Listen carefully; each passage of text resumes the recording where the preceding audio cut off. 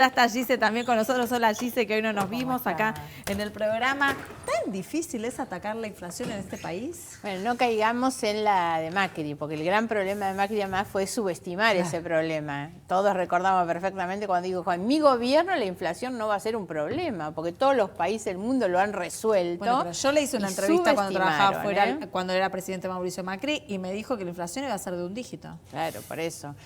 Nos mintió o subestimó el problema y no lo supo resolver. Yo soy una convencida, lo he dicho más de una vez, que el gobierno, el equipo económico de Macri dista muchísimo de ser aquello que nos prometió que era el mejor equipo de los últimos 50 años, y el equipo, sobre todo el equipo económico, fue un equipo de mediocre para abajo, ¿no? Y esos son los resultados que nosotros tenemos. Ahora, creo que hay que leer estos datos en función de algunas otras cosas. Algo marcabas vos inicialmente y decías, Facundo, también, que es el tema de los productos de la canasta básica. Lo que nos pasó ahora también, lo que te pasa en el supermercado y nos pasa permanentemente, es eso, cuando uno se choca con esa realidad, que son aquellos productos necesarios, digamos, para la vida cotidiana. Otro dato también que daban ustedes es la, digamos, la quita de lo que había sido la eliminación del IVA de los productos de la canasta básica.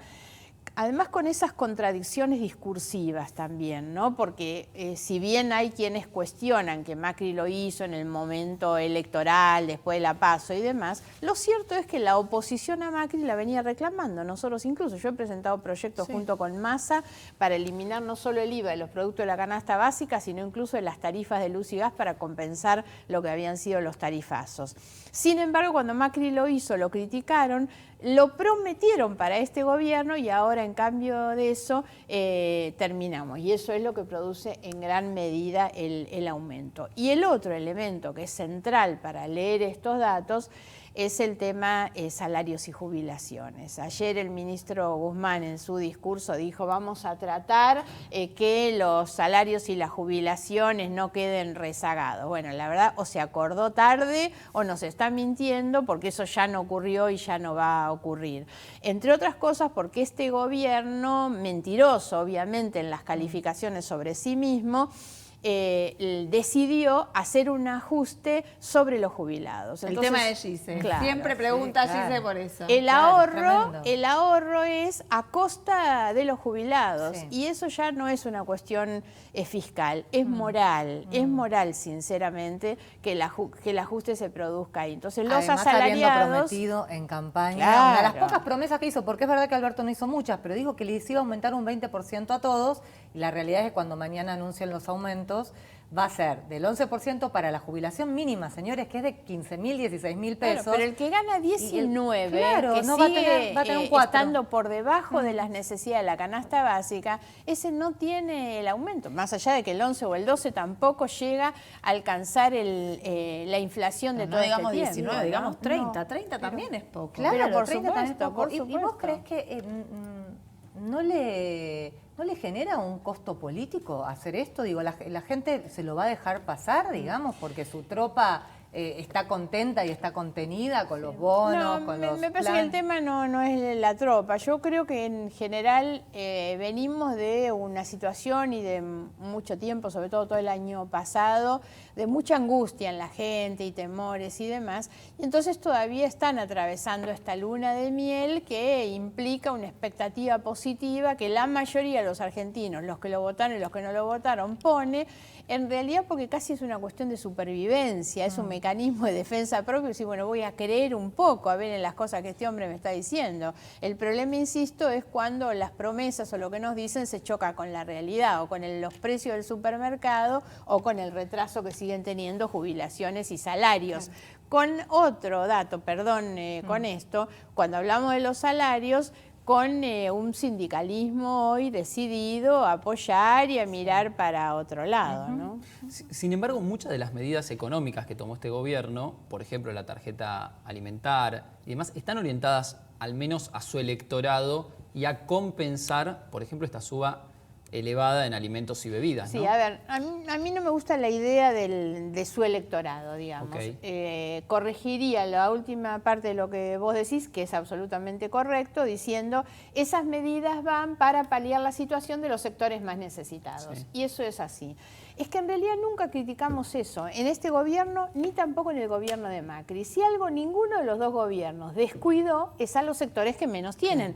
Por algo, decía Gise recién también, los que cobran la jubilación mínima van a tener ese aumento mayor al resto. El gran problema es cómo van achatando de tal manera que los que más van sufriendo, sufrieron con el gobierno anterior y sufren con este, son los sectores medios bajos. Sí, la clase media. Porque además, insisto con esto, el de 19 de la jubilación o de 30, la verdad es que esos no están beneficiados con nada. Entonces, el problema es cómo se va achatando esa pirámide y cada vez tenemos más cantidad de pobres, porque esa es la explicación de por qué tenemos más pobres, porque asisten y atienden obviamente a los que están en la última franja, pero esto no es suficiente cuando vos esa última franja la vas alimentando con cada medida, claro. Ahora, veníamos hablando del supermercado, de las problemáticas que trae la inflación y demás. ¿Por qué crees, Margarita, que surge tanta poca credibilidad cuando es el único dato bueno en muchísimos meses que surge de la economía y es un 2,3% de inflación?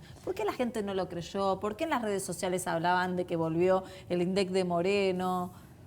Bueno, creo que vos lo reflejaste clarito, digamos, porque la gente en su bolsillo no lo siente, porque la gente mide sobre todo primero en cuánto le alcanza su salario. Lo que se da cuenta es que cada vez le alcanza para menos. Claro. Cada semana la bolsa del supermercado o el changuito tiene menos cosas con la misma plata. Eso lo ve cada uno cuando sale a hacer las compras. Entonces, no, digamos que por más cosas que nos quieran vender, ¿no será que los argentinos la realidad no es esa, ¿no? Bueno? Bueno, también tenemos un problema de confianza, de credibilidad, ¿no? Y esto va en línea también de lo que conversábamos antes. Lamentablemente estas idas y vueltas de un gobierno que un día te dice voy a pagar la deuda en pesos y después cambia, en vez de esa paga la deuda en dólares. Kicillof que dice que no tengo más plata para pagar y después mete la mano en el bolsillo, saca y pone toda la plata para pagar. La verdad es que estas idas y vueltas, digamos, una política realmente errática, sobre todo en temas tan cruciales, porque creo que juegan con fuego. Este es un momento en el que primero el tema de la deuda debería resolverse rápidamente y se resuelve no en la confrontación, en la amenaza, en que queremos la quita, en que no vamos a pagar. La verdad se resuelve con la negociación. Estamos en una posición de debilidad y entonces hay que ir a negociar. El papelón de lo que dijo la vicepresidenta y el fondo contestándole, sinceramente, ¿no? Bueno, hoy justamente el presidente Alberto Fernández salió a respaldarla a Cristina Kirchner en un diálogo con Radio Rivadavia, cuando había dicho antes que no, había dicho que él no estaba pensando en quitas, pero hoy salió a decir que lo que dijo Cristina en relación a que el fondo había violado su estatuto para que se preste plata a la Argentina para fuga de capitales, que después, como vos bien decías recién, salió el fondo a negarlo, había sido muy pertinente.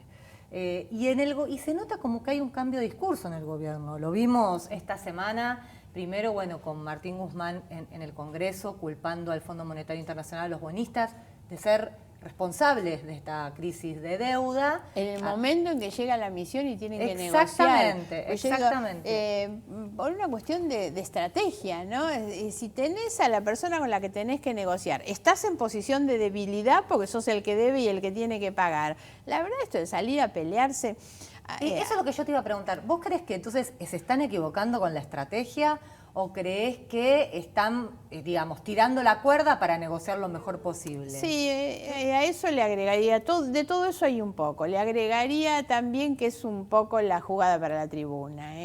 Me parece que hay muchas cosas que las dicen para afuera y después cuando se como sientan... dijo Melconian, ¿no? Un discurso de cabotaje. Sí, a mí me parece que sí, que hay mucho que es para, no hay inocencia, digamos, para la tribuna ninguna, ¿no? ¿Pero crees que hay voluntad de pago? ¿Que eso no se cambió? Sí, la demostración fue un poco lo de Kicillof, digamos. No han hecho buenas negociaciones, pero han pagado, digamos. Te quiero preguntar más tarde por Kicillof, pero vos querías preguntar, Facu, dale. Sí, y en realidad también el rol de la oposición, de todo el arco político, porque es responsabilidad de todos, digamos. La deuda se acumuló durante décadas y décadas. Hoy le toca negociar a Guzmán y al gobierno de Alberto Fernández, pero el rol de la oposición, digamos, ¿es certero hasta el momento? ¿Crees que es digamos, oportuno lo que se hizo hasta acá? A ver, yo soy muy crítica sobre la decisión de endeudamiento del gobierno anterior, Claro. ¿no? Muy crítica de eso. Y soy más crítica todavía de lo que fue la asunción de Macri y nunca contó lo que había recibido. Porque en gran medida ahora la discusión que es, bueno, ¿cuánto de la deuda es de Macri, cuánto es de Cristina del gobierno anterior? Yo además siempre me pareció que Macri no informó lo que encontró cuando llegó en muchos aspectos y en algo que son absolutamente eficaces, estos que están hoy en el gobierno, es que ya le echaron toda la culpa. Y la gente está convencida, la pregunta que hacía Giselle, ¿por qué los aguantan en muchas cosas? Y la verdad es que los aguantan porque han logrado instalar como parte de un relato muy eficaz que la culpa de todo lo que están haciendo, aunque sea malo y duela, es de los otros. No nos quedaba otro remedio. Esa idea de la tierra arrasada que instalaron, digamos. Y de la solidaridad, ¿no? Que uno se Claro. siente, si uno hace una crítica, Solidaridad se con siente la poco plata solidario. de otro, es con la plata de los jubilados que son solidarios ellos. Entonces, me parece que ese es el problema. Macri nunca explicó, jugó siempre con fuego, con la confrontación con Cristina. En cambio, esto ya le echaron toda la culpa y eso, digamos, que les reporta a ellos muchos más beneficios. Margarita, la provincia de Buenos Aires siempre se habla que es la reina de todas las batallas, ¿no? Y es un lugar bastante difícil para gobernar, por lo complejo que es, por la cantidad de habitantes que tiene, por las problemáticas y la gran cantidad de gente con sectores vulnerables, y también porque hay muchos distritos comandados por caciques prácticamente electorales que hace años y años que gobiernan esas partes de la provincia. Vos recorriste siempre bastante la provincia, has estado como candidata a gobernadora. ¿Cuál es el desafío mayor de Kicillof y si lo ves apto para cumplir con todo eso? A ver, empecemos. Primero por algo, a mí no me gusta nunca esa idea de la provincia inviable, ¿no? No me gusta la idea de la provincia de Buenos Aires peleándose con las demás provincias o llorando una miseria que no tenemos. ¿Por qué razón lo digo? Porque la provincia de Buenos Aires es la más grande y la más rica de la Argentina, es la que aporta el 40% de la riqueza total nacional. El gran problema es que la nación se queda con muchos de esos recursos y la provincia no recibe a cambio en términos proporcionales, no de lo que da, porque yo creo en el principio de solidaridad territorial. En función de las necesidades y la situación de equidad social que debería regir el reparto de los recursos, porque como vos decías, el problema de la provincia es que es la más grande, la que más aporta, pero tiene los indicadores sociales más altos. Los mayores déficits, Exactamente, infraestructura y pobreza, indigencia, déficit de infraestructura, desempleo, la precariedad que tiene la provincia es enorme. Entonces lo que digo es que debería obtener en gran medida parte de esos recursos para atender esas situaciones de inequidad tan brutal que la provincia tiene. Sin embargo, en muchos años nadie le puso el cascabel al gato y los gobernadores no reclaman a la nación lo que deberían gobernar. O lo reclaman y no se lo dan.